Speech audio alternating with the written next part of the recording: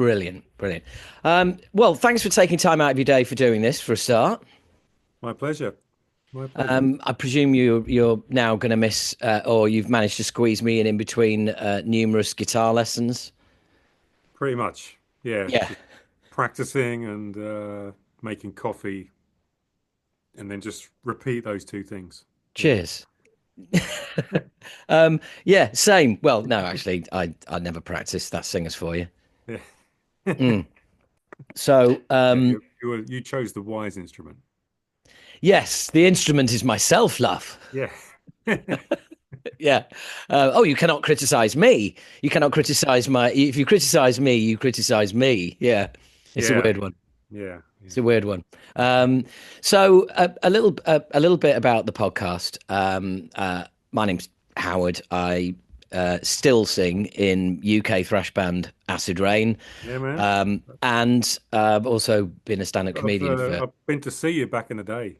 What? Yeah, of course. Yeah. Really? Yeah. Oh my God, that's insane. Because I've been to see you very recently. Oh, yeah. Oh, Yeah. that's shocks me even more. So yeah, I was at the Shepherd's Bush Empire for the last album, your Wow. London date. I was there. Amazing.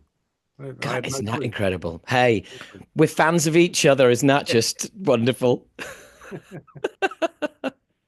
Yeah, man. Oh, and I'm loving the Death shirt as well, Oh, there you go. which Yeah. just happens to be in Acid Rain obnoxious tribute colours. Yes. Yeah, Beautiful. perfect. Yeah, that's why I picked it. Yeah. Yes, of course. Yes, yeah. Um, You so, must be one of the first bands that embraced pink. yeah, and you kind of, I mean, nobody was going to accuse Death, unlike ourselves, who got slated for having a pink album. It Yeah. was the 90s, you know. Um, but yeah, no one's going to accuse Death of kind of wimping out with a pink t-shirt, are they? No, no. Yeah. We were label mates for a while with Death actually. The closest we came to playing with them is we're on a few posters that says that we're playing with them, but the gigs never happened. Yeah, that seemed to happen quite a bit back in the Yeah. day with Death, I think. Yeah, I mean, I know Gene from Dark Angel Yeah.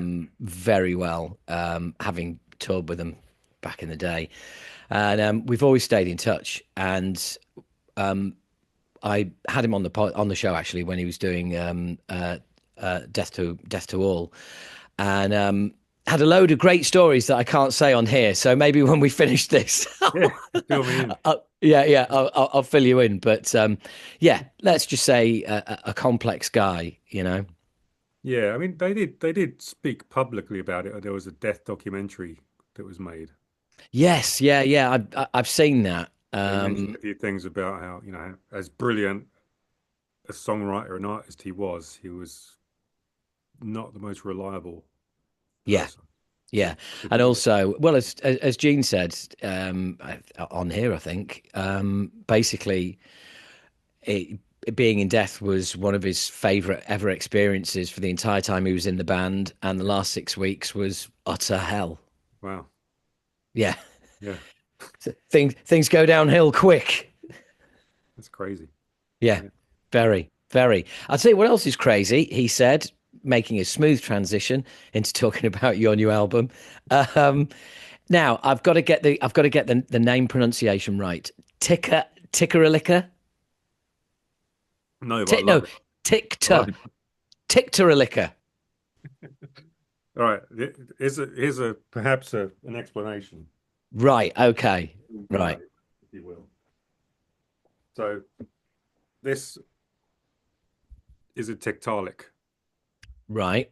and it was existed 375 million years ago.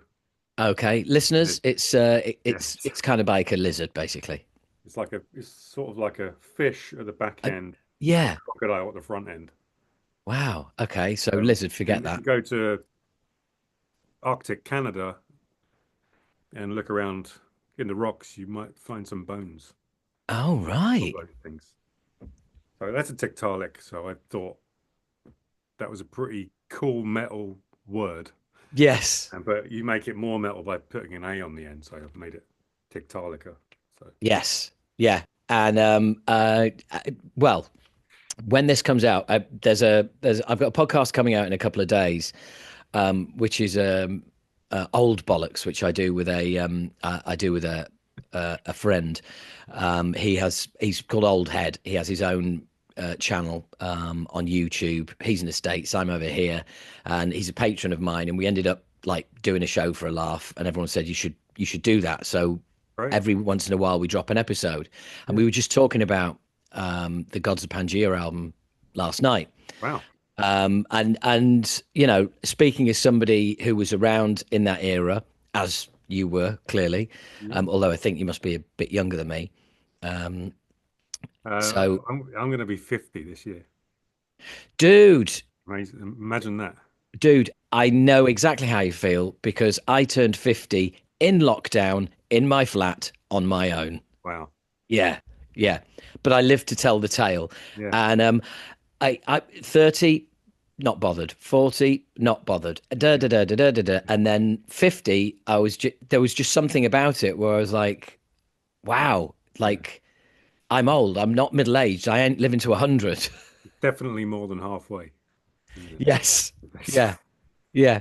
But to put more of a positive spin on it, yeah, us having been around back in the day, I love what you've done with the album. I'm absolute now. If it was a young band, given some of your quite obvious massive nods Yeah. to certain bands and even certain songs, Yeah. I'd be going, "Oh, lads, really? Come on," Yeah. you know. But because it's you and it's done as a passion project, I believe it's called in the biz. Yes. Um, Yes. it just makes me smile. It just absolutely makes me smile, including the lovely Andreas Kisser roots line that you throw in there. Yeah, man. Um, Yes. yeah, I mean, it's yeah. I'm an unashamed fan, and it just sounds it's been put together with such love and somebody who clearly loves, you know, your Merciful Fate, your Megadeth, Metallica, Death, Sepultura, all of that, That's and it. you and yeah, and in the day job, you can't really get it out your system.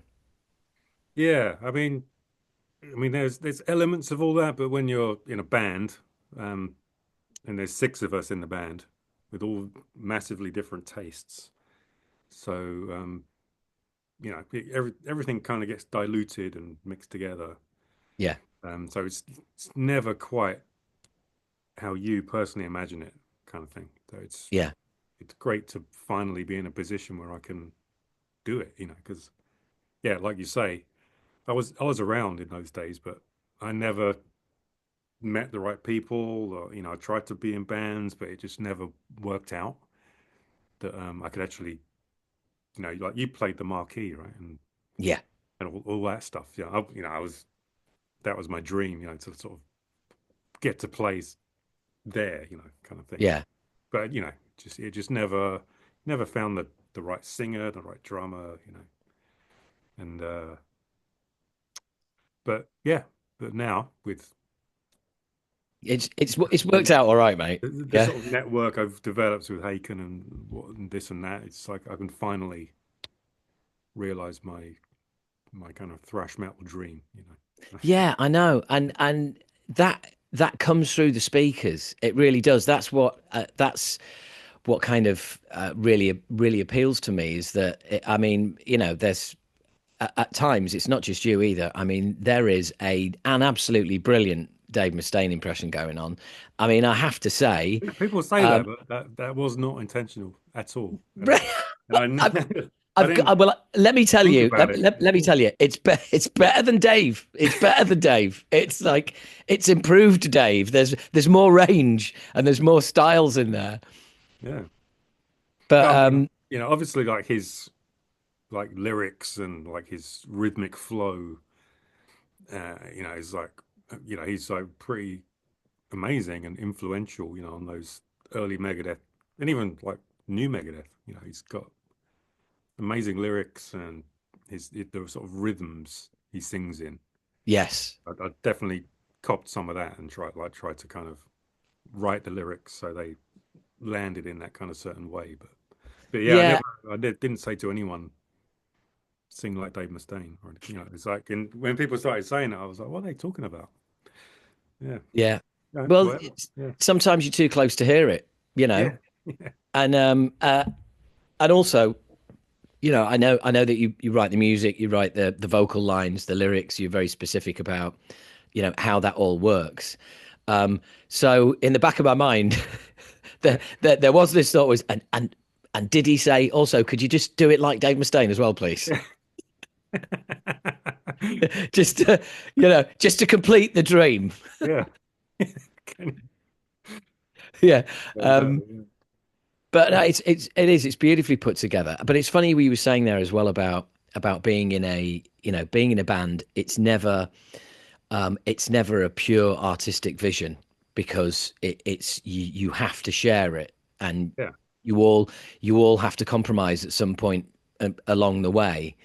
And it's sometimes you've got to kill your darlings. You've got a bit that you absolutely love, but you kind of at some point have to hold your hands up and go, as much as I love it, they're right. It's got to go. Damn it. Exactly. Yeah. And yeah, and I've definitely got better at it, of just like letting things go and just thinking, well, there'll be another riff along in a minute. It'll be all right. There's Yeah, always another riff, another word you can use or yeah, whatever it is. So yeah. I mean, everyone's got to be happy with it. yeah. And well, let's face it, everyone's got to be happy with it, and they never are. Yeah. And True. Yeah. and by the time the album comes out, there's bits you'd change in the songs, never mind in the production or anything else. Yeah. Yeah. But that's the curse of being in Yeah, a that's why band. I definitely prefer to work quick because of that, which is something you can do with a solo project. Yeah, You can just keep, you know, you can just do it yeah, yeah. and Um, then have it done and then just move on.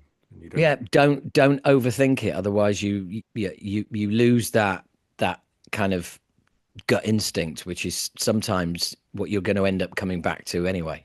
yeah. And the other thing is you're just by overthinking it, over listening to it, overworking it, you're just gonna naturally get bored of it. Yeah, Especially if paralysis you've got by ideas. analysis. Yeah. And it's like, oh, well, you got to try and remember that feeling you had when you came up with the idea or when someone else came up with the idea, or whatever it is. Yeah, It's good to get it done because, yeah, the more you work on something, sometimes the worse it gets. you're right. And also sometimes I recognize what you're saying there as well. Sometimes you have to save someone in the band from themselves, and you have to say, look, when you played that to me originally, it blew me away. It's not blowing me away now, despite you improving it. Can Yeah. you Yeah. undo the improvements and put it back to the thing it was that moved me in the Mhm. first place? Yeah. Yeah. I mean, because, part of it is like we don't really know what we're doing either. It's like, who knows where like these ideas come from, like a riff or it's like we don't, we're just kind of songwriting is a lot of guessing. I was like, is this good? I don't know. I mean, yeah, you just got to go with that gut. Everything I tend to go with is just that gut feeling of, yeah, I'm just kind of into this. This kind of hits me here. Yeah, Nothing to do with like theoretically what chord should go next, or yeah. I try and ignore all of that. Yeah, I think that comes with age as well. I think when you're younger, I don't know about you. I'm a control freak anyway, but I was even worse when I was younger, and like everything has to be perfect, and at that age, you still think that you can achieve perfection, which of course you can't. Mm. And I Hmm. think as you get older, you trust yourself because you think, look, I must know what I'm doing by now, and if Yeah. that feels right, then it probably is. Yes. Yes. Yeah. Yeah, And you learn that there is no right or wrong. It's yeah. just, it's just a piece of art. That's really what you're doing. So it's, yeah. that's always my argument with a vocal that's got the absolute right delivery that you can never capture again, but may stray slightly out of key. And Yeah, it's like, yeah, but it doesn't matter. Leave it. That's part of the delivery. yeah. And that's what makes Yeah. it cool. Yeah, sometimes you can tune a vocal and it sounds wrong, and it's like, oh, Yeah. it sounded better when it was slightly sharp or Yes. whatever Yeah. it is. Because it's just lost that edge. Yeah, yeah, Yeah. 100%. Yeah. And well, good for you for going in and actually working with many vocalists. Lovely to see Rhodey in there, who is a personal favorite of mine. Oh yeah, man. He's Yeah. he's fantastic. Yeah. He's one of the least pretentious musicians, never mind singers, I've ever met. We had a real long chat before they played a show as well, because most singers won't talk to you before a show for a Yeah. start. I'm the same, I get it.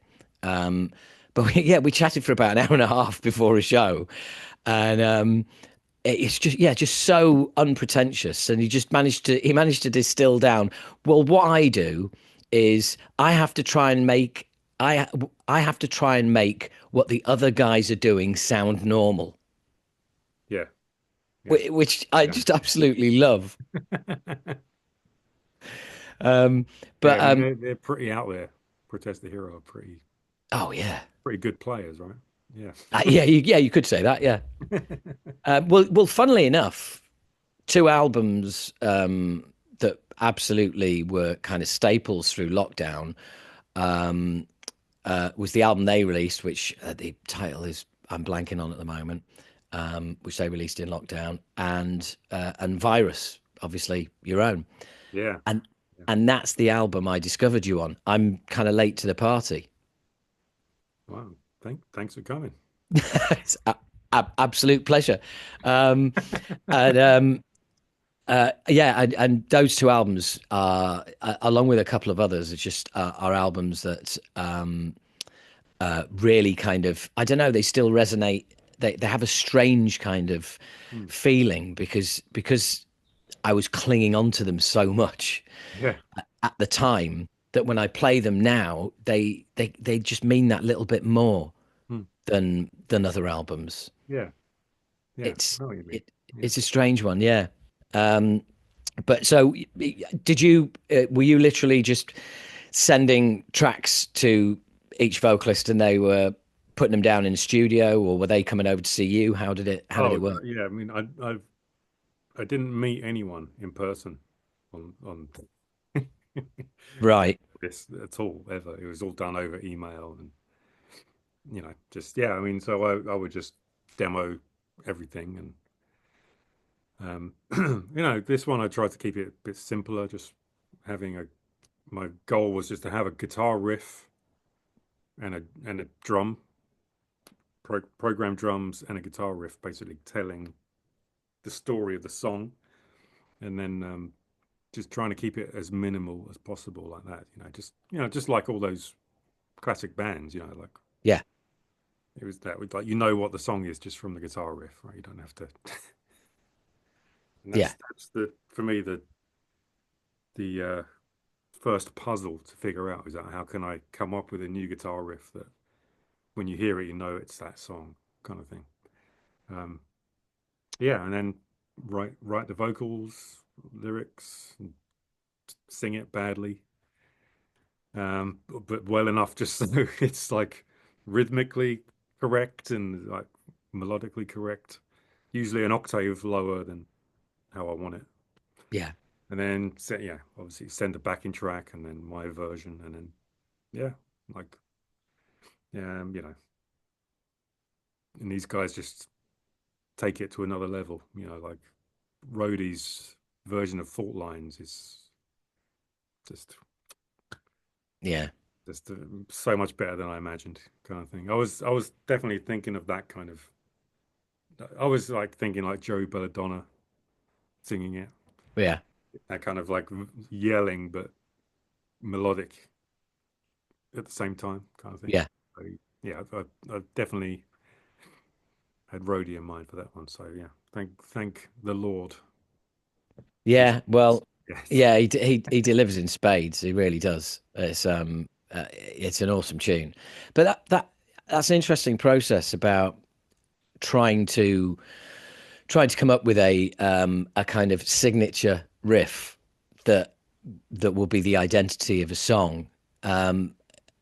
And I would imagine the kind of challenge that you wanted that maybe Haken doesn't provide because again you're not having to fit into anybody else's idea of what the song should be. yeah, yeah, definitely, and also I definitely limited myself just to normal time signatures as well. Like just has to be had to be kind of straight, you know. So it's like either 4/4 or 6/8, you know, 4/4 Yeah, and 3/4. And those there's a couple of odd bars here and there that had to had to put in just for the because it was asking for it. But for the most part, yes. it had to be something a normal person could just nod their head to, kind of thing. And Well, the closest thing to kind of weird time signatures that we had back then was Merciful Fate. yeah, yeah, man. That Which that yeah, I that love was that. it. You know, yeah, Yeah, yeah, yeah, we'll put it down to them being Danish, you know. yeah, yeah. But yeah, it was, and that for me is more of a challenge, you know, because it's kind of almost like a cheat code in a way. It feels like when you're sort of writing proggy stuff, it's almost like you can just kind of, oh, I'll just kind of take a beat off that bar and add two beats to that third bar. Yeah, Then it takes like a kind of generic sounding thing into a more interesting thing, kind of thing. Which to me, well, you know, if I'm too aware of myself doing that, I feel like I'm cheating, sort of thing. So it's yeah, I wanted to kind of limit my parameters and say, well, none of that's allowed. You have to come up with something that's a 4 bar riff that sounds interesting enough that you can then just keep repeating it on and on and on. You know, like yeah, you know, those are the most iconic riffs, like Walk, Enter Sandman. You know, like those songs are just built around the simplest idea. yeah, But when you see them played live, it's just like connects with an arena or a stadium, or it's yeah, just it's like the AC/DC effect. yeah, yeah. It is, and funnily enough, going back to Megadeth, on Patreon. Sometimes I do an album breakdown. It's listening to a classic album and just sort of breaking it down from my point of view as a listener now and what it meant then and everything Yeah, else. cool. And listening to something like Peace Sells, and there's songs there that you've known all your life, and you just think, oh yeah, great song. And it's not until you sit down with Wake Up Dead and break it down into what an insane arrangement for a song Yeah, that is, yeah, and how many solos, and how little verses, and it's just like it yeah. just it's insane. It's really bizarre. Yeah, when you look at those songs, yeah, it's like, man, what? Yeah, but that was just like definitely like a pure form of expression coming out of him. It was just like, Yeah, this is this is what I want to do. So it's but yeah, everyone's at it back then. Even like something like Dead Skin Mask, which again you think is like oh, it's just like it's fairly no, and you break it down into verse, chorus, pre-chorus, chorus, pre-chorus, what, and again it's just no, yeah, no, that makes no sense at all. You know, but it works. yeah. Because they got banging choruses. That's why, isn't it? Because like everyone Yeah, could sing along with "Dance with the Dead in My Dreams." Like it's yeah, like coming up. I love that idea of like just coming up with that hook. It's yeah. just you know it's so It, cool. Yeah, well, it's amazing. It's amazing what a big catchy chorus can do for a song. Because again, it's back to that roadie thing about making it seem normal. yeah, Because it gives people something to hold on to. That's back again, and it's nice and simple and I can sing along to it, Yeah. and they can forgive being messed about with, in between times. Yeah. I mean, that was kind of my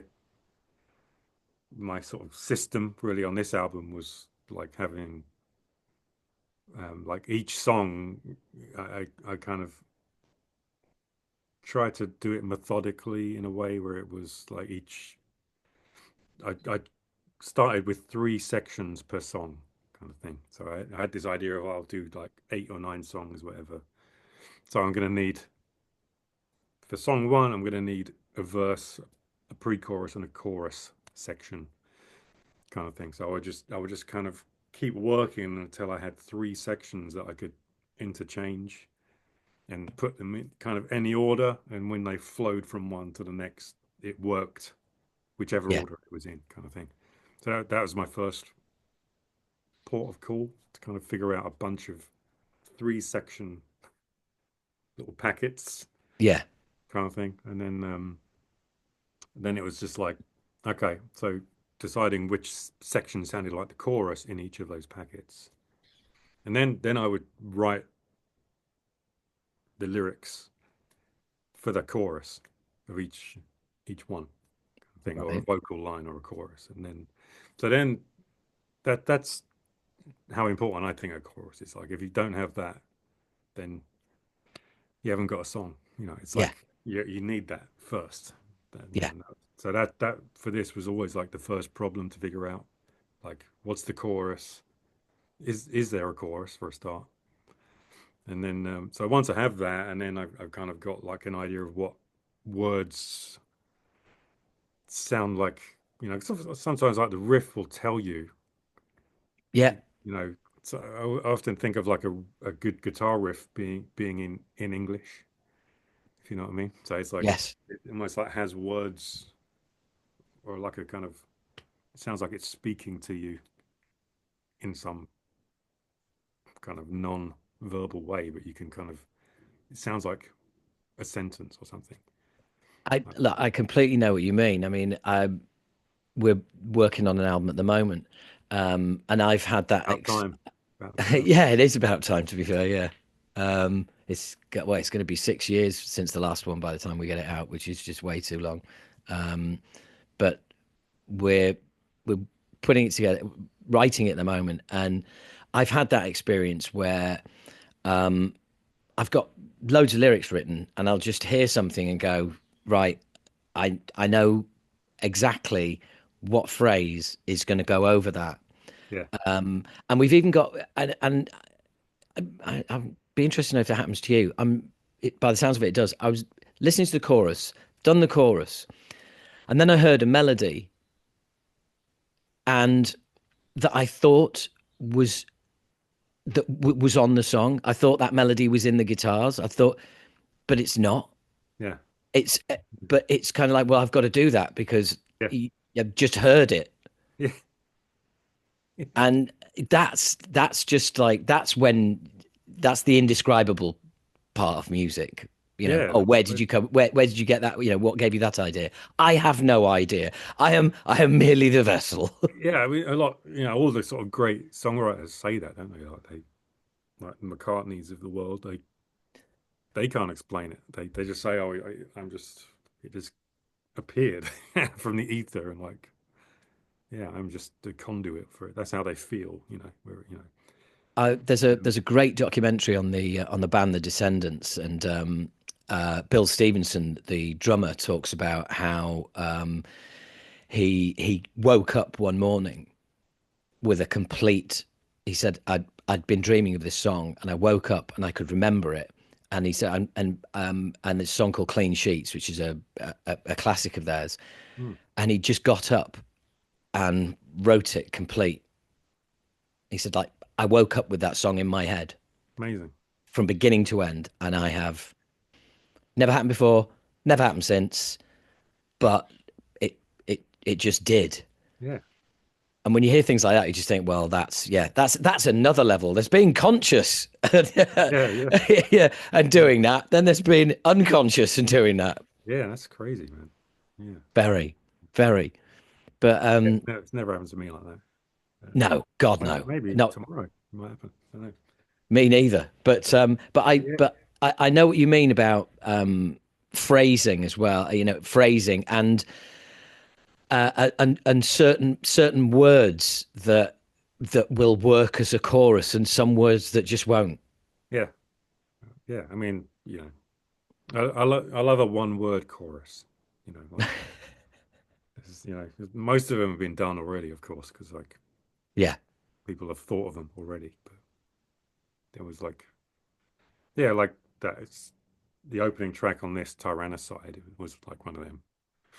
It was like I was watching some ancient Rome documentary or something, and someone said, and then he committed tyrannicide. Like I was like, oh, that's an awesome word. It kind of sounds like Tyrannosaurus.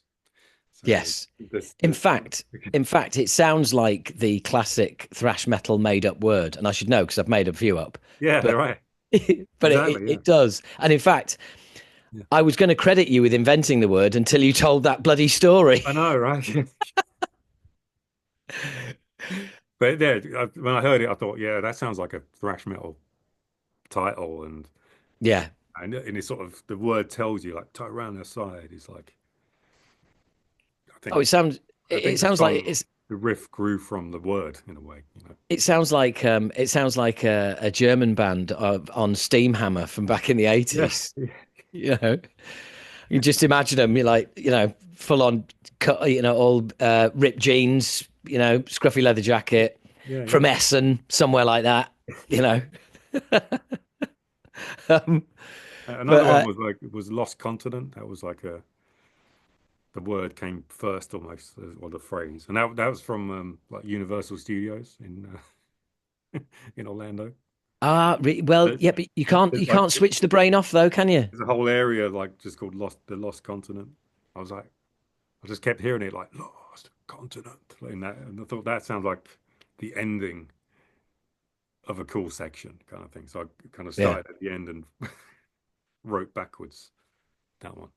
but But yeah, that's like you're saying about hearing, yeah, that's kind of like my process for this one was like a sort of daily routine of I would like do 3 or 4 hours in the morning, just coming up with riffs and programming, and then like the after my treat was in the afternoon.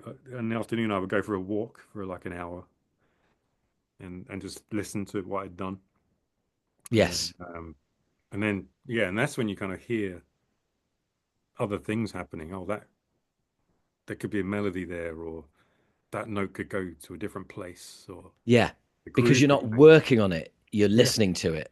exactly. Yeah, and you're Yeah, listening to it in like in a sort of natural habitat of a listener, just walking around kind of thing. yeah. I just kept doing that until I couldn't hear it going anywhere else, if you know what I mean. So it was like, Yes, and I was like, that okay, done. Yeah, that is the real test, though. Like listening like a listener. I know when we're working on stuff, it's like, right, okay, let's go out to get something to eat, and we'll just bounce down whatever we've got to that point, yeah, and then play it in the car there and back.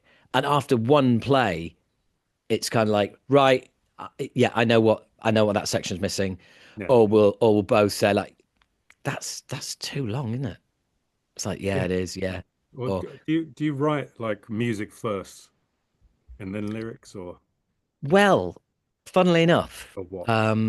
it's it's been kind of different this time. Never written like this. The last album was very much music, then put in vocals to it. And that's kind of how it's always been, apart from, strangely enough, Thoughtful Sleep, which is a song from our Obnoxious album. The Right. lyrics came first.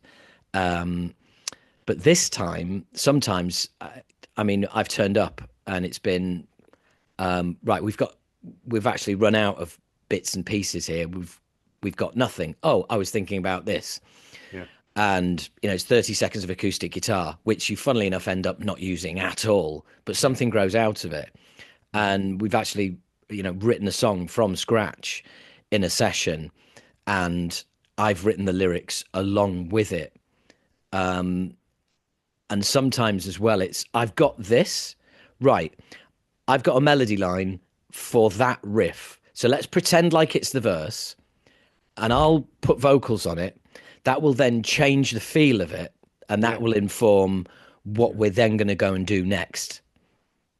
And sometimes it can even it's yeah it's the feel and it's kind of the theme of the song. Where's it going, what are these words are about, yeah, the delivery and that that helps immensely. 100%. Yeah, because the reason I asked that was because like when I did this album, I did it all the music first, and I was like pretty happy with it. Like every every song structure sounded bang on, perfect to me. But then it was like a while later, I kind of had to go away from it to kind of focus on Haken touring and kind of that. So when I went back to it and started writing lyrics and putting vocals to it, all the structures sounded wrong.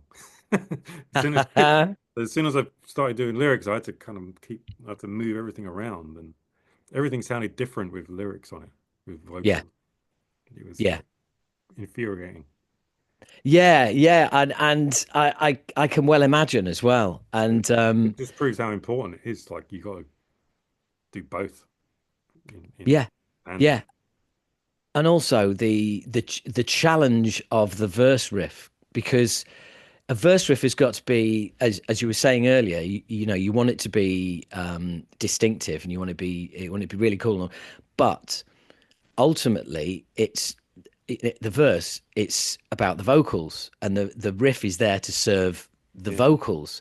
So it can't be too good. It can't. You don't want it to intrude. And again, the perfect example is Walk, yeah, which yeah, is just so basic, but it showcases the vocals yeah. and has such a killer groove that they work in tandem. No, yeah, perfect, perfect. Yeah, and Yeah, it's did you like did you find it was it structures, or did you actually then look at some of the riffs as well and go, do you know, I like, yeah, yeah, it was mainly structures. Like it was like, oh, this verse sounded like before it sounded like it was going on too long. Now I haven't got enough lines. I've only like said half a thing on yes, on this verse. It's like I had to yeah, keep like changing lengths of things. Yeah, and then when I got the Tyrannicide bit in there, that kind of I was like, oh, now that makes that riff sound more important. So now that's got to kind of be a now maybe that's the chorus. yeah, It's like yeah, exactly that. And sometimes, funnily enough, what we were talking about earlier, I laid vocals down for a very long verse, and I used two melody lines, which I'll sometimes do in a verse just to change the feel of it. And and then Matt said, "Well, actually, do you know what? I That sounds like a chorus to me." I was like, "Oh, really?" So then he changes the riff to reflect what the melody line is doing. We yeah, now have a chorus. yeah, Well, when I was doing it, it was just a different melody line for the verse, but yeah, it's now grown from that. So it's almost like the vocals came first and then changed the riff. The riff is now changed to suit that. That's now the chorus. That brilliant. is still the verse, and yeah, it is. It just informs it so much that Yeah, I can imagine like coming back to it and putting and starting to put the vocals on it and everything else. It's like, right, okay, yeah, it's no longer an instrumental album, yeah, and the difference is night and day. yeah. I mean, it just proves you got. I'm not going to do that again. That way, it's just like, and it's like when it's like, it was real eye opener as well. Like hearing all like when Metallica did all those box set things and they had the riff tapes. Oh, binge shit purge. Well, there was that one, but when they did like the vinyl sets of like Ride the Lightning and Oh yeah, Master of Puppets Black Album, and actually, I think it's on the streaming platforms as well. There's like the expanded editions of those albums. yeah, You can hear all like the riff tapes, and it's amazing because it's you hear like this sort of these little nuggets of what will become whatever, Leper Yeah, Messiah or whatever, but he's like just recording guitar into a dictaphone, yeah, but he's always like verbalizing some kind of rhythm with it, and it's that, and I thought, oh shit, that's like he's been doing it all the time, like yeah. yeah, I'm it's one of funnily enough, amazing songs. uh, given this process we're talking about, I think a lot gets said about Lars Ulrich, Oh, yeah, and some of his live drums these days are questionable, of which there is no doubt. But his ability to arrange not just songs but riffs as well, and yeah, literally say, no, no, no, keep that part, move that, cut that bit out. And I mean, the man's got an ear that I'd amazing. kill for. Oh man, I always say he's my favorite drummer as well, just to, just to get on people's nerves, really. But he kind of is in a way, where it's like, he's doesn't matter, like who's to say he's got to play it perfect Yeah, on the live show? It doesn't, he's like performing, he's like being Lars in the way only he can do it, right? He's like, you can't, the last tour when they were like, did you see any of that when it was like I've seen footage. his kit will pop up in the different spots? I think it's like they got this massive ring donut stage, and he's got four kits around. So if you happen to be kind of in the standing in the right spot for a few songs, he'll pop up right in front of you, kind of thing. So I got to kind of be like right close enough to him where I could just hear the acoustic drums coming off stage. Wow. And it was like so cool, so cool. How close were you? Well, I wasn't even that. I mean, it was just kind of like a few people back, and then there's the barrier, and then there's Lars right there. And it's like, oh man, I can actually like hear his snare drum coming off the stage, and it was like, Awesome. man, so cool. And Well, those drums on Master of Puppets are one of the things that blew me away most about the album when I first heard it. yeah, and it's like he does drum riffs. That's the cool thing as well. Yeah, Like and Justice for All is like dicka doom da boom boom boom. That thing. It's yeah, like that's a riff, man. That's like a you hear the groove and you know what song it is. That's the mark yeah, of a creative mind, someone that's focusing on the song, and you know, yeah. No, yeah, I and absolutely get it. it sounds Um, tight to me. Like when they're playing live, I'm never thinking this is all completely out of time. It's like it sounds like rock solid in the room yeah. kind of thing, and they're pushing and pulling the tempo, and um, yeah, amazing. Yeah, Well, I remember the first time I heard "Unjustice for All," the album yeah, was we were playing Goldwyn's in Birmingham. We were supporting Rage actually, and cool. yeah, great band, still going. Last album, double album, brilliant. Yeah, And all of a sudden, through the PA came Blackened. I, hadn't heard it at all, and it just sounded huge. And we're like, what the hell's going on? So look at the mixing desk, and there's this huge bloke stood behind the mixing desk who we hadn't noticed come in. And I straight away I went, that's Big Mick. That's Metallica's sound man. We're like, what? So we went over and you said, all right. And it's like, all right, lads. It's like, what are you doing here? He goes, well, I'm gonna have to recreate this through a PA. So I've come down to play the album through the PA to see what it sounds like and played it on my stereo at home. Great. wow. That's get to cool. know the songs, but he was doing his homework. Hmm. And we were like, wow, that's amazing. Any chance you do fancy doing our live sound tonight? And he was like, yeah, no worries. It's like, what, how much do you want? And he was like, just keep me in beers. And we're like, okay, Really? great. Wow, that's great. So Amazing. he did our sound. We played Whiplash, especially for him. And he came in the dressing room afterwards and he went, and he said, I'm going to tell you what to tell Metallica, slow down. Yeah. And Yeah. also, you play Whiplash better than they do. But if you tell anyone I said that, I'll deny it. And I yeah, love how their whole crew was just like a bunch of Brits, a bunch of yeah. And I'm a bunch still of with them to blokes. this day. Yeah. Yeah. Yeah, It's it's amazing. and it was like that back in the day as well. I mean, Yeah.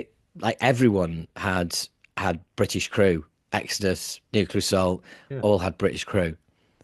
I remember talking to John Connolly. It was like he had a Geordie tech called Jim who none of us could barely understand, and and he was like, oh yeah, he goes with me everywhere. He's my man. And I was like, oh right. And he said, well, basically, one time, um, I dived off the stage at Hammersmith Odeon with my guitar on, and I didn't know that there was seats there. Yeah. And he got dropped through the crowd, and the neck Oof. headstock snapped. And he said like, so I swapped guitars, and we had a show the following day. And he said, and like Jim walked up to me and gave him the guitar that I'd snapped the previous night, and it was repaired. Yeah. And I was like, I thought this was dead. He's like, no, here it is. Yeah. See what it sounds like. And he was like, yeah, I've got to take this guy everywhere I go now. That's cool. Yeah. Yeah. Yeah, a lot of people say a guitar sounds better after the headstock's been Have you snapped tried that? or repaired. I, I haven't had it happen to me, but Yeah. yeah, apparently it sounds better afterwards. Yeah. Yeah, I've never managed to convince a guitarist to give it a try. But going back to what you were saying right at the beginning about you wanted to be in a band, but you could never find the right people. So how did Haken happen? Yeah, I mean, it was just really, I mean, by that point, I'd almost given up on, I was like teaching guitar at a college in London.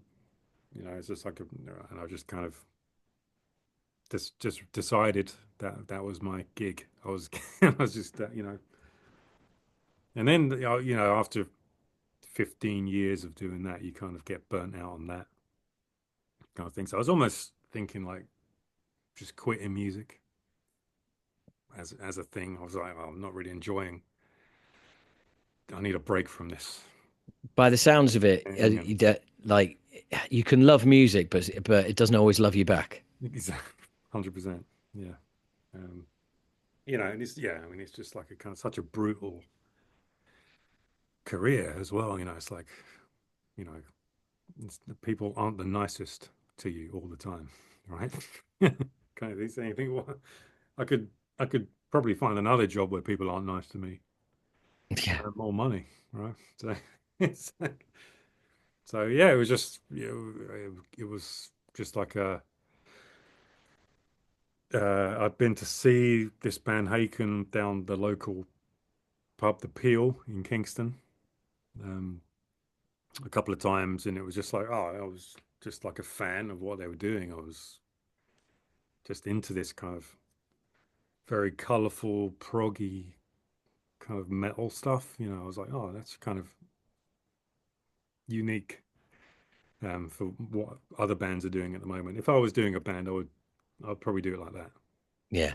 I think. And it was just, and they were local guys, just like Rich lives in Sutton, up just up the hill from me, kind of thing. And yeah, it was just, I don't know, like 6 months later, I bumped into Tom, who was playing bass at Waterloo Station. just randomly, oh, hello mate, like how's Haken doing? And he was like, oh, the keyboardist and guitarist left the band. They've gone on to study law. Yeah. Good, like Matt became a lawyer and moved to Australia.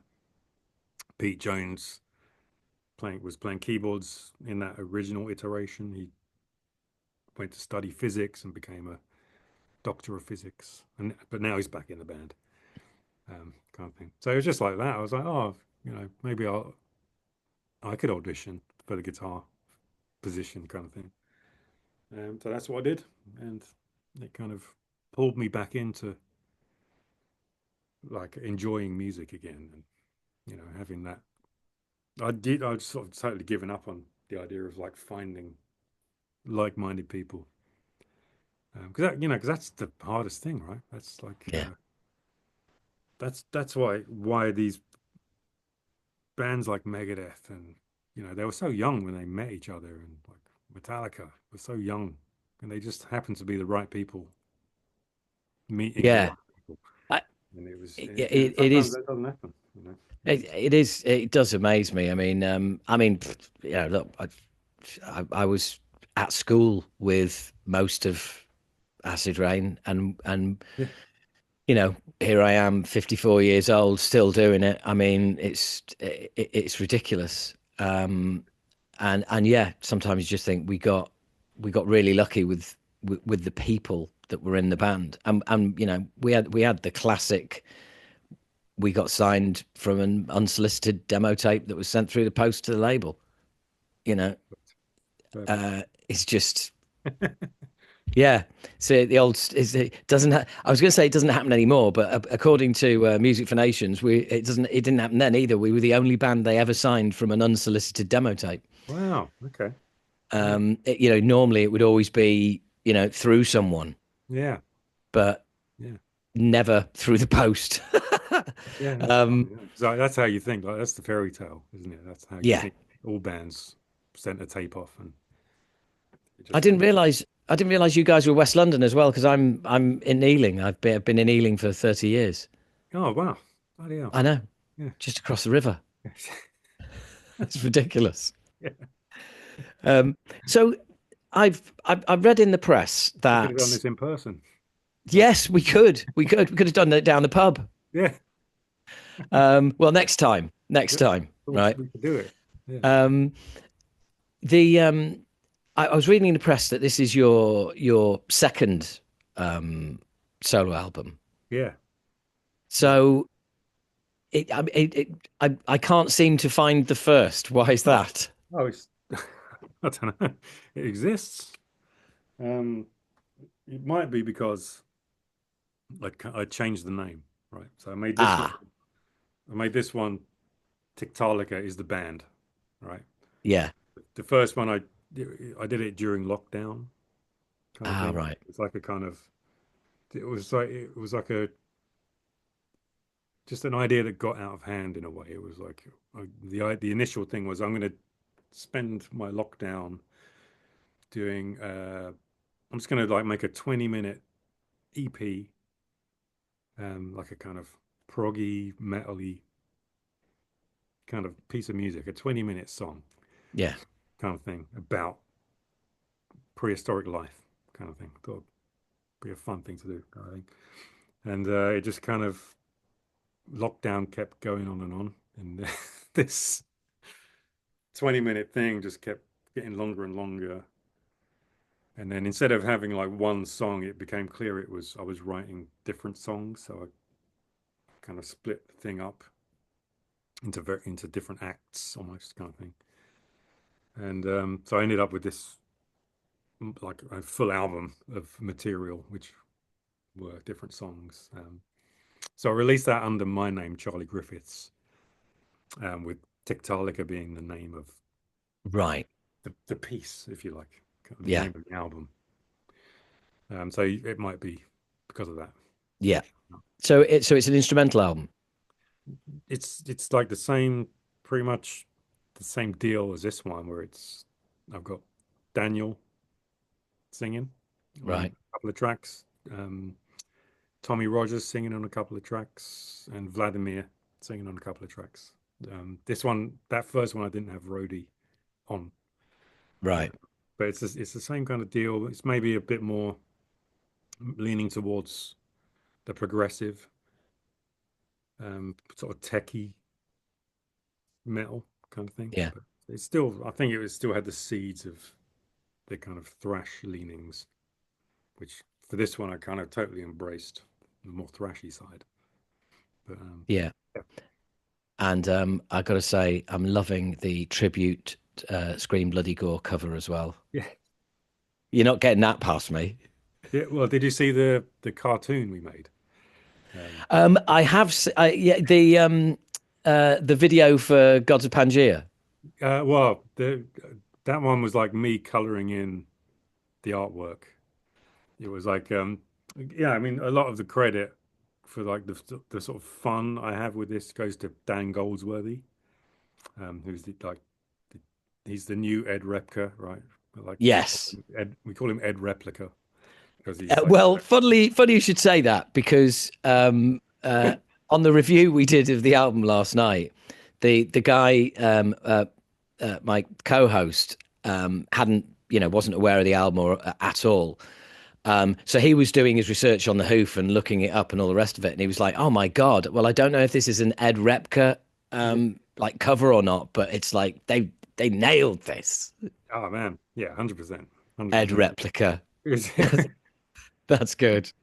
Yeah, I mean, like, like Rust in Peace and Spiritual Healing are like my two favorite album covers. I could just like look at them for I did look, just stared at them. Just I loved like the colors and just you could see someone had done it by hand, right? Yeah.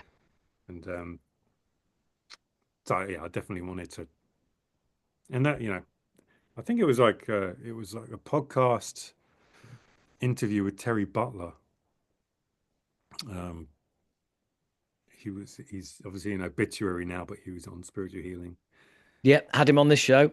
Oh yeah, and Yeah, he's got a band called Inhuman Condition, yeah, well, which Dan did the artwork for that album, the Inhuman Condition album, and it was like while I was doing the first Tiktaalika, I was listening to this podcast, and Terry Butler said something like, "Oh, we got this guy Dan Goldsworthy doing the artwork," and his words were, "And he nails the Ed Repka thing." So like I thought, oh my God, I gotta like find this guy. So I just found him on Instagram and like followed him immediately. Loved everything that he was, his artwork he'd shared on there. And that he immediately messaged me saying, oh hey man, I'm like a Haken fan. Like awesome. why are you following me? I'm like, oh, I love your stuff, man. Like all these, and we just kind of hit it off, Yeah, talking about what we're talking about, that kind of era and like the golden age, like going to the record shop in Kingston upon Thames, where it was like that was where you sort of found out about all this stuff, and like I would just go there and just like flick through all the vinyl, I'd pull out like I remember to this day like pulling out Them by King Diamond and just being like, this is like the coolest album cover I've ever seen, kind of thing. And it was just getting the album based off of that, yes, and then yeah. and it was But like a huge outlay of money in those days, right? It was like you had to just risk it and think, oh, it might be I might not like it, but you know, I bought it, so I'm gonna listen to it anyway. but But that's but that. luckily that Them is like a instant classic, so it's But that's that investment in physical product that you had back in the day. That sometimes when, like you said, it's a big purchase, yeah, you think, well, I've like you the first time you listen to something, you might think, well, it's all right, yeah. but in the back of your mind, it's like, well, you better like it because it's cost money. Yeah, So you just, I don't want to have wasted money on it. So yeah, yeah, yeah. So you keep listening to. I've literally had that experience with the Better Lovers album. Um, Yeah, uh, the guys from Dillinger, and yeah, and I got it and I bought the CD, and I was a bit meh for a good 3 or 4 listens. And like my old schoolboy memory kicked in of like, you paid for this, just keep playing it until you like it. yeah, yeah, And believe it or not, it worked. It happened, and I'm really really into it now. yeah. I mean, that's. I mean, there's value in everything, right? It's just like you just got to approach it in the right way. That's what streaming is ruined. It's that kind of instant just skipping. Yeah, It doesn't cost you anything. It's just whatever, you know. yeah. But, I do miss I miss kind of like like let's reminisce. yeah, I miss going on a quest to find everything this band's done, and not only just find what they've done, but be able to get hold of it, to buy it. I mean, yeah, I remember turning up in Virgin in Manchester, and I was going to see Alice Cooper on the Constrictor tour that night. And I was in Virgin in Manchester, and I'd heard this band called Descendants on the John Peel show, and they had this album out, and there was this song called Hurtin' Crew, which sounded vaguely thrash but also punk, and I was fascinated. mm, And I found Enjoy by Descendants, which is just like a roll of toilet paper on the cover. It's just a stupid cover, and it just made me smile. And I thought, yeah, it's going to be cool. And you know, they went on to be one of my all-time favorite bands. amazing. And but that feeling of pulling out like the quest, Yeah, yeah, has been sated. I've managed to track one of their albums down. yeah. That's the fun of like record stores, isn't it? Of just yeah, I could just order it off Amazon, but it's like the fact of like finding something yourself in a sort of on a corner, a dark corner in Stockholm or something. You happen to be there, and it's like, oh, there's a this cool metal record shop. Yeah, and you sort of find something in the wild is much more fun. I It's like, remember doing. I went to San Francisco in 2000, and I was like, I've got to go to Amoeba Records. yeah, Got to go. I walked yeah, in. I was just like, oh my God. yeah, It's like 4 UK independent record stores in one. yeah, yeah, I was just amazed. And of course, I went to Berkeley and tried to find Ruthie's Inn, which didn't exist anymore, but someone did sort of show me where it used to be. And I was like, wow, yeah. Right. you Oh, know, yeah. Oh, it's not there anymore. Oh, that's a shame.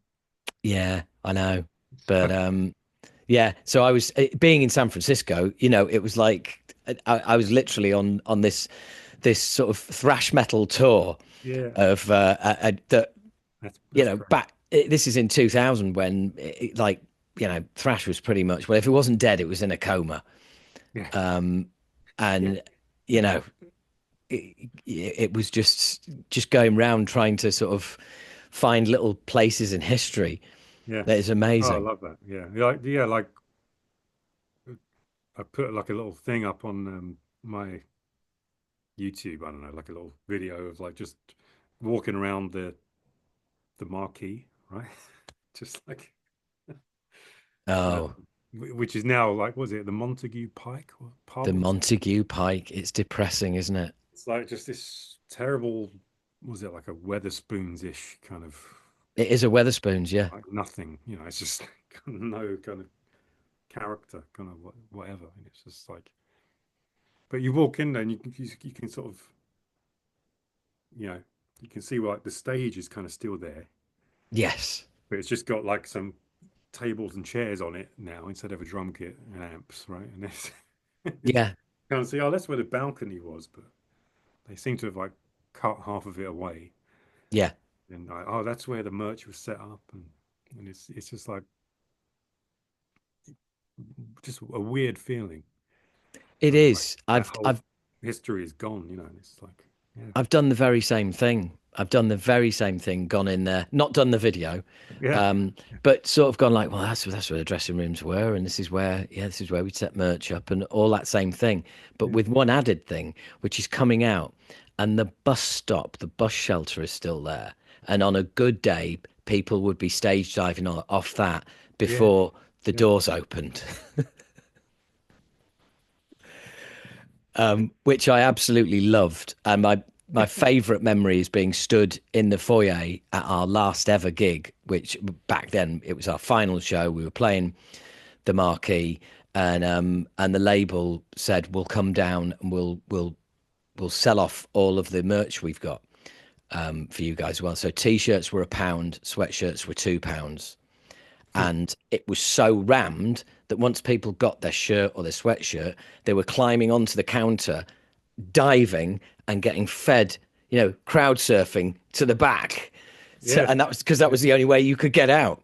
So it was just, I was just remember being stood there going, like, this is just insane. This is just diving to buying t-shirts. There's not even any music. yeah. Those were the days, eh? Yeah, I God. just think like what it wouldn't take much to like put it back as a venue. If like Yeah. if someone bought that and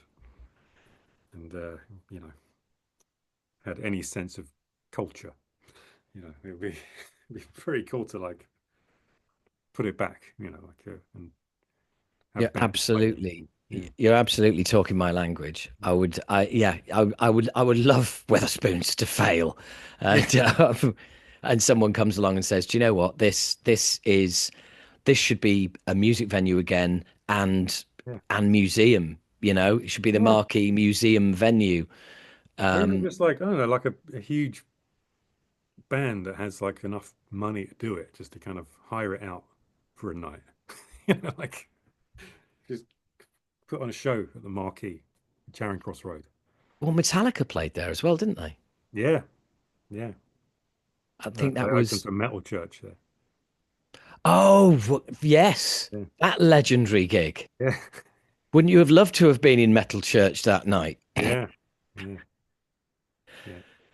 And I I think remember hearing about it the day after and being like, why didn't we go see Metal yeah, Church? I remember seeing Dream Theater there for Yeah, I was there a couple of times. They played there a couple of times. I think they kind of bookended a tour yeah, in like '93. It was like they did yeah, the that would first be show there, and then they did all of Europe, and then they finished off there, and they did the live at the Marquee, the live recording. right. Second I show. think I was at the first one. Yeah, me Yeah. too. Yeah, I was living in Newcastle yeah, by then, so I was coming down from Newcastle for that gig, yeah. and then going back up there. So Amazing. we were at the same gig, eh? How weird is that? And that was like life changing. Seeing them it was like, oh my God, it was like you heard the records. Like my friend around Kingston, there was like a good little scene there. There's a guy called Tim Spear, drummer. He was in a band, like a local band called Decomposed, around that time, and he somehow like he was into like cassette trading and all that stuff, and like he would get a Yeah. lot of stuff from people in America, and so like he introduced me to a lot of that, like Watchtower and um, that kind of like Voivod and um, Dream Theater, like the first Dream Theater album he had on a cassette.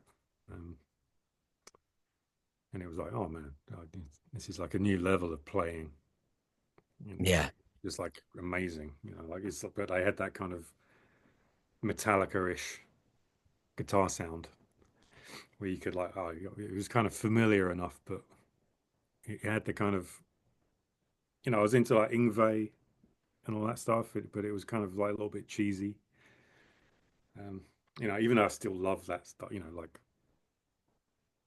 the cheesy kind of side of things is still cool to me, but it's like I was at that time I was just like into like crunchy, palm mutes was Yeah.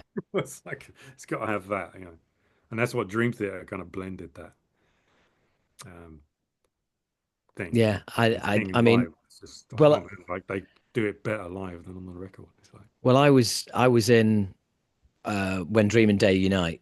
yeah, I was in first day of release. wow, holy shit, Yeah.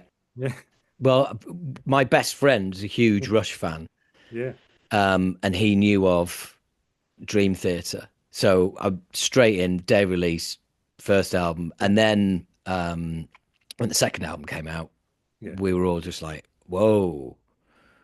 Like, yeah, this has gone up levels. Taking it up several This notches. is Kill 'Em All, Ride the Lightning. You know, there's a big old jump. You know, there's like demo, actual first album. You know, it Yeah, was yeah. So you were you into thrash tape trading at all? I wasn't, but just like through Tim, this guy Tim Spear, who was like a and he's actually like he stars on that Live at the Marquee uh thing. Oh, That's sort of really? like you hear a guy like shouting out like play Status Seeker, kind of like that's him. Right. It's yeah. Yeah. But There's yeah, always that. I later on like told Portnoy, oh, that was like my friend Tim. He's like, oh, that's the guy that ruined the recording, right? Yeah. Brilliant. Brilliant. And But they I mean, like what I loved about them. They had that Hetfield Ulrich kind of partnership. Like Petrucci and Portnoy yeah, have that kind of, like Petrucci has the riffs and Portnoy has like the structuring and yeah. and it's this sonically a boogie amp and Tama drums as well, which is and And they're finally back together. yeah, man, yeah, like they should be together. Yeah, Yeah. Yeah. Without a doubt. Um, I mean, I, I tape traded, obviously, sort of thrash yeah, back in the day. Tape traded with, oh, what's his name? Jeff Waters. yeah. Oh man, Yeah, cool. he's. Yeah, So I had the original Alice in Hell demo with his vocals on it yeah, that he recorded in his bedroom. I sent him Moshkinstein, yeah. which was just awesome. And just trading with all sorts of bands all over the world, hearing Yeah, all he's sorts of different living in the stuff. UK now, though, right? Like, Yeah, yeah, yeah, Darlington, I think. yeah, yeah, Weird, weird. But even people who live in Darlington don't want to live in Darlington. So yeah. yeah, He's definitely the the most underappreciated metal rhythm guitarist ever. I think 'cause, like he's totally up there with Hetfield with the down picking and tightness. yeah, and the riff writing and the songwriting and Amazing songwriting. Yeah, I mean, like this latest song we've released with Rhodey singing. yeah. I mean, there's so much Annihilator worship on there. It's probably close to being illegal, probably. So, don't let Jeff hear it. That's what I think, but I think with them, I think you're right, by the way. But also, I think with them, I think it's timing. It's just where metal was yeah, yeah. when they came out. It was just it wasn't a particularly fertile Well, industry. or just like where they were maybe as well, like being, Yeah, it was maybe. like the same with like the UK, right? It was, Yeah, you had you guys like Sabbath were around that time, right? And like amazing yeah. But band. I have this theory, you see, that basically it's very difficult to break the USA if you are playing what they consider to be American music. So Tiger Tails were never going to get away with singing about cruising the strip. Yeah, Yeah, it's in LA. you know, because they're cruising the strip in Bridgend, Yeah. you know, and the same as thrash was came from the States. I mean, you know, there was just heavy metal before that. We're talking Yeah. about the second ever genre of which we now have countless genres, and that second genre was the first version of proper metal to come out the States, not the UK. Yeah. And Yeah. and so if you try selling that back to them, it doesn't work. Hmm. You know, they want their quirky Brits doing their quirky British thing. That's what they like. That's what they're into, Yeah. you know. That totally makes sense. Yeah.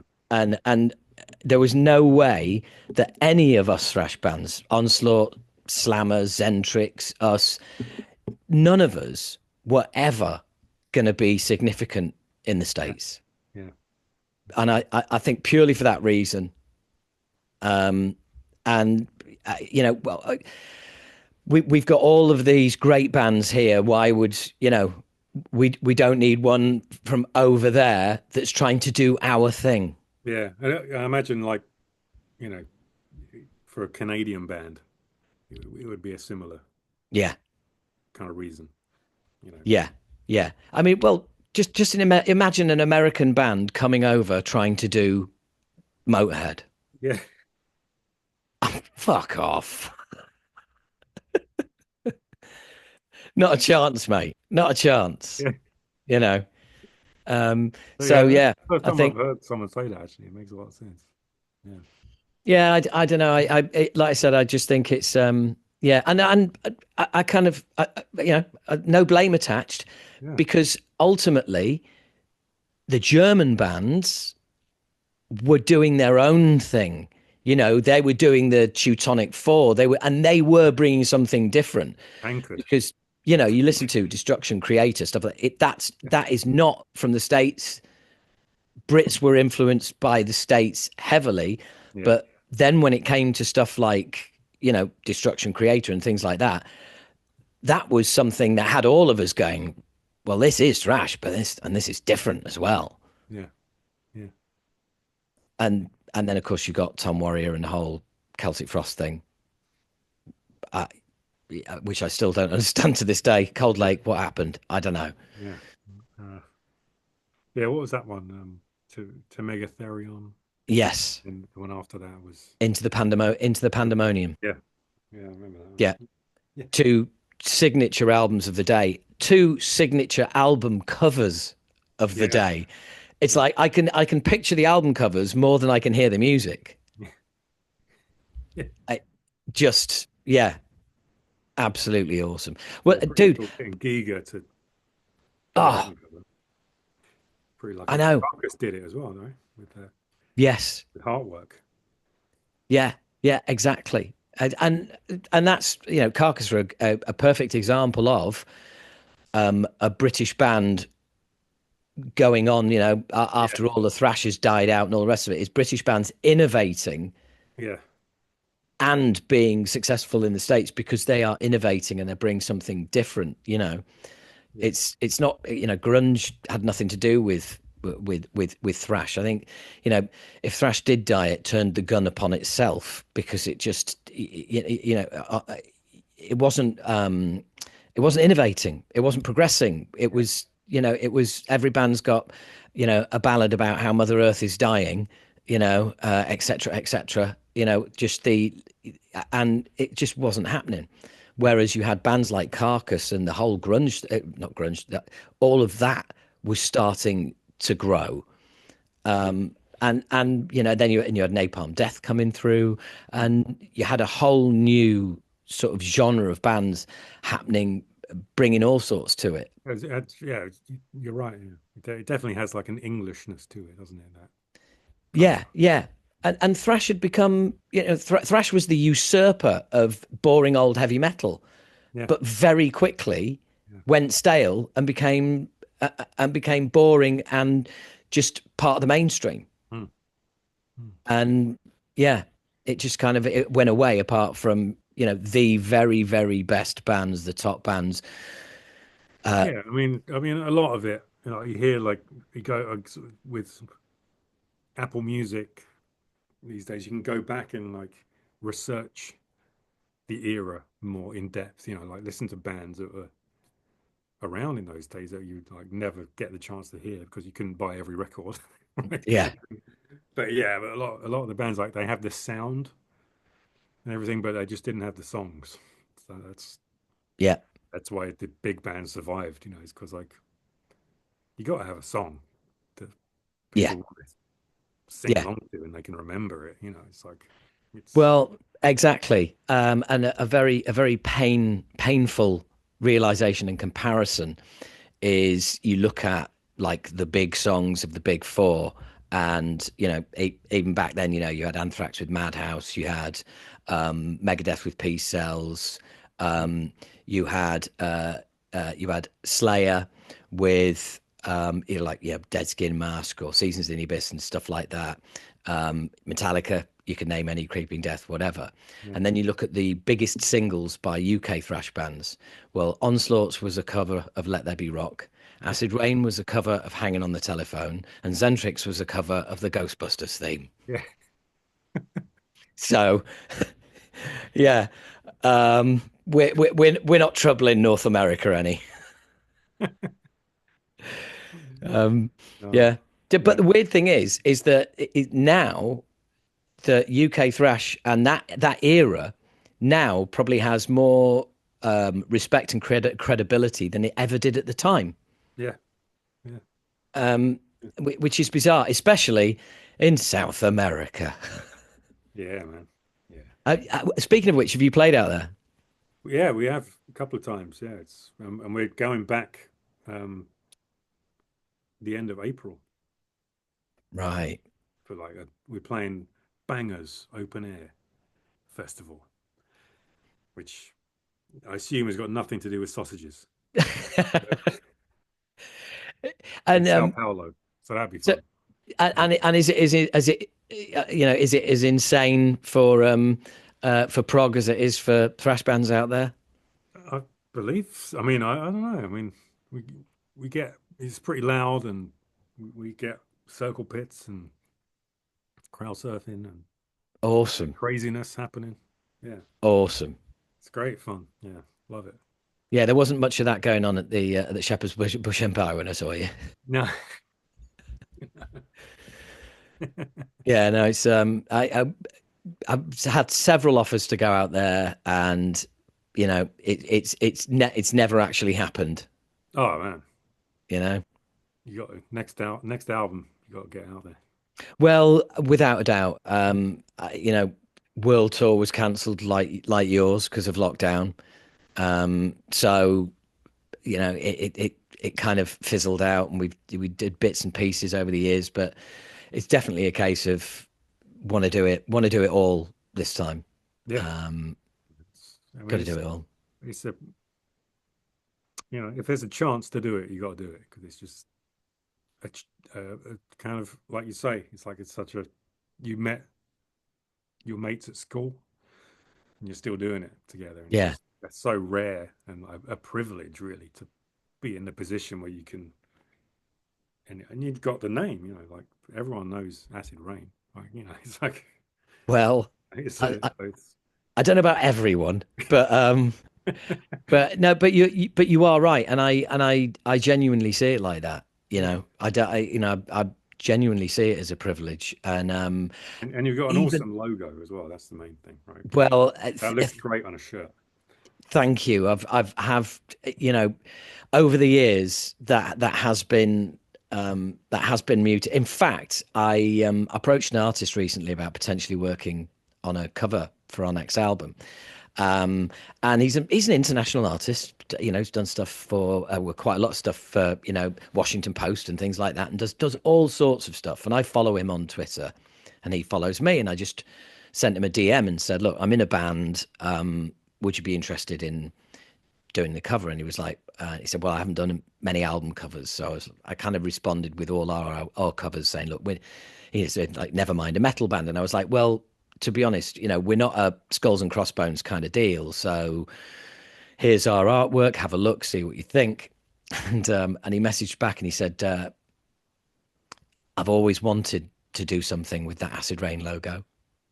I was just like, you're fucking kidding me. And he was like, "Yeah, yeah." I was into metal around the years that thrash came about and you guys were around, and apparently, and he's originally from Manchester, so Great. just over the Pennines, and yeah, that absolutely freaked me out. Yeah, man. Yeah, it's cool. It's great. Great Which, lineup. Yeah. like you with the guy you're working with on this album is whose name Dan escapes me. Goldsworthy. Dan Dan Goldsworthy. Goldsworthy, that's it. Yeah, I mean that must have been awesome when it's like, you know, something like that happens where there's somebody who does something you really like, and it turns out that they like your stuff as well. It's just like, Yeah, oh I mean, we just became friends instantly, really, and the whole thing started with just like we did a couple of like festive versions of Slayer songs called Slayer, like, as in like sleigh bells, but Slayer. yeah, Um, so we did with Rhodey singing on them, kind of thing. So we brilliant. like just did a few. We've done a couple. We'll probably do another one this year, but it's like changing all the lyrics to Christmas stuff, kind of Yeah, thing. And we got into kind of animating stuff together for the videos. So that we kind of developed this kind of skill set together, and also this just I don't really have to. We don't have to communicate almost. It's just like I'll just say I just said to him, "Oh, I want an evil priest dinosaur church album cover." yeah, That was all I said. And then I just knew he would just nail it, right? So he did like all brilliant. yeah. It's like Oh man, that gatefold is amazing. yeah. That is incredible. And so we did like for Lost Continent, we did like a whole like a 9 minute cartoon. Yes, So I've seen that. using this guy and like he finds himself in different situations like reminiscent of the hanger from Rust in Peace, Right. the screen bloody gore kind of sitting on a throne kind of. So yeah, we just kind of went for it, and Dan had fun with it, just drawing all these Ed Repka covers and like, and we did like the leprosy thing as well. Brilliant. Yeah, Basically, a whole video of Easter eggs for us Thrash fans. pretty much. Yeah, and it's just everything that we love, and it's just just That's reveling in brilliant, it. man. It's just great. That's awesome. Well, I'll tell you what, I'm going to get in touch with Dan and see if he wants to come on for a chat because I Oh think man, he'd be a you fascinating guy to get on. he's great. Yeah, you won't shut him up. Get him talking, he won't stop talking. And Brilliant. he's got So, a lot of knowledge. Yeah, he's great. Yeah. sounds ideal. Sounds ideal. Well, look, Charlie, this has been absolutely awesome. I will. I'm going to follow you on the various social media. This episode will come out probably about a day after the album comes out, Amazing. so I'll plug it heavily. And it's been awesome, and I will hopefully catch you at your next London show, whenever that may be. And Yeah. Or uh, any London show. If you're out and about, let me know. I might be there as well. Yeah, yeah, well, yeah, absolutely. It seems we go to quite a few of the same shows. Have you seen the Slayer London show that's been announced? Yeah, yeah. It's like where is it? Like Tufnell Park or something, or Tufnell Finsbury or Park. Finsbury Park, one of the One of the two. parks. So is it an outdoor? It's going to be an all day, isn't it? It's going to be an all day in the park. Mastodon, Right? Pretty cool. Anthrax playing Antisocial for the 2 millionth time. Yes. Um, please don't, lads. Um, and I Am the oh, Law is my favourite tune of theirs. oh, I was at Hammersmith Odeon the day before the single "I Am the Law" was released, Yeah. Yeah. and I was right on the front row, Oh, and cool. Yeah. I remember Joe Belladonna getting one of the poster bag 12-inch singles and like chuck it in the crowd and thinking, oh, that looks good, I'll have to get one of those. Yeah, man. great.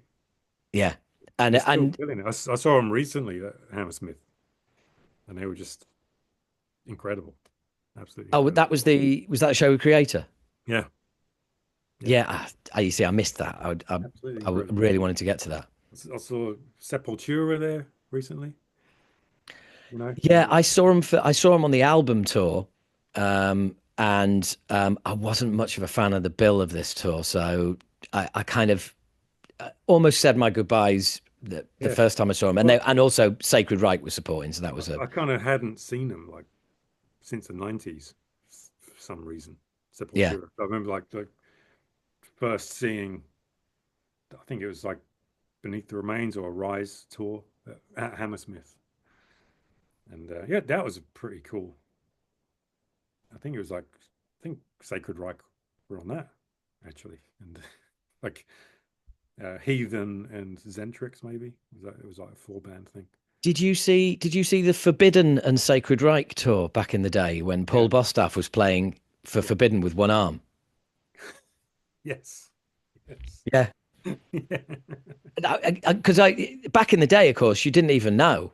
No. So it's like halfway through the gigs, they're like, "Oh, and by the way, our drummer's got a broken arm," and you just see Yeah. this one arm come up from behind the kit in a cast, and we Yeah. were all like, "What?" Yeah, Got to get it done. Got to get it done. Yeah. yeah, that was an amazing show. That Yeah. really was. And there's an amazing show tonight as well in London. It's Oh. Life of Agony and Biohazard. Oh. I got. I had no clue about that. Oh, really? Yeah, I that's think I'm going going to down this very down evening. the underworld on Sunday.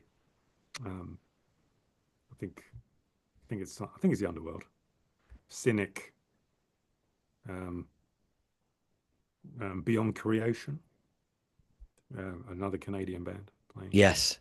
So I'll probably head down there to hang out. Yeah, Cynic. I Yeah, mean, they've been around since forever. yeah, yeah. Atheist, Kelly Schaefer, I've had him on the show a couple of times. Great dude. Those Yeah. those first two albums for me are Yeah. just phenomenal. Unquestionable Presence was a on heavily on repeat in my teen years. Yeah, Yeah, loved it. Yeah. yeah, same here. And Piece of Time as well, because it was Oh like yeah. because that is like if you want to know progressive death metal, that's where it started. Yeah. That album Yeah. is where it started. They were doing it before death. Yeah. Yeah. Yeah, sounds incredible. Sadus as well. I guess you could put in there as well. Yes. Yeah, yeah, no, I mean they often get overlooked. Yeah. They often get overlooked, but I remember back in the day there was one zine that was run by a guy, and his two favorite bands were Sadus and Acid Rain, and we were in nearly Oh, every cool. edition, and it was just like it was just like a sort of Sadus and Acid Rain magazine. Yeah, It man. was just ridiculous. Um, but I'm just thinking of oh, that's it. Have you heard any Till the Dirt? No, That no. is That's Kelly Schaefer doing, and it's like Atheist meets Mastodon slash Soundgarden. Okay. So Oh, it's incredibly melodic at times, and it's incredibly absolutely off its head at times. right. I'm going to listen to that. Yeah, I'm going to go for a walk now and the listen thing to it. is, Yeah. I I do get the band name wrong, so just bear with me because That's all right. I am I'll gonna. just search Kelly Schaefer and I'll Yeah, find yeah, yeah. That's a very good idea. But it. Yeah. yeah, that was in my top five. There's Amazing. some really interesting sort of progressive stuff going on. It's kind of weird hearing a sort of a kind of Soundgarden kind of vocal on a chorus to a song that could have been by Atheist. Yeah. Yeah. Yeah, it's a real mixture. Absolutely love it. Hmm. Cool. Thanks.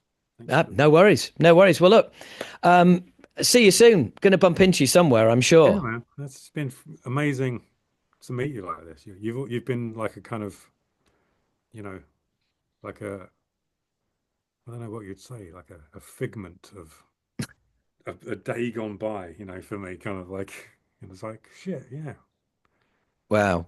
yeah. Well, These guys are still around. That's amazing. it's still around. Yes, just won't go away. Um, well, look, seriously, thank you for the new album. Thank you for all your stuff with Haken as well. It's awesome. And hey, we better stop this loving before we start getting I know. complaints. Yeah. We'll do a part two. Yeah, Yeah. definitely. Okay, Charlie, it's been a delight. See you on social media very soon. Yeah. Thanks for having me. Thank you. Pleasure. Take care. See you, mate. Bye bye.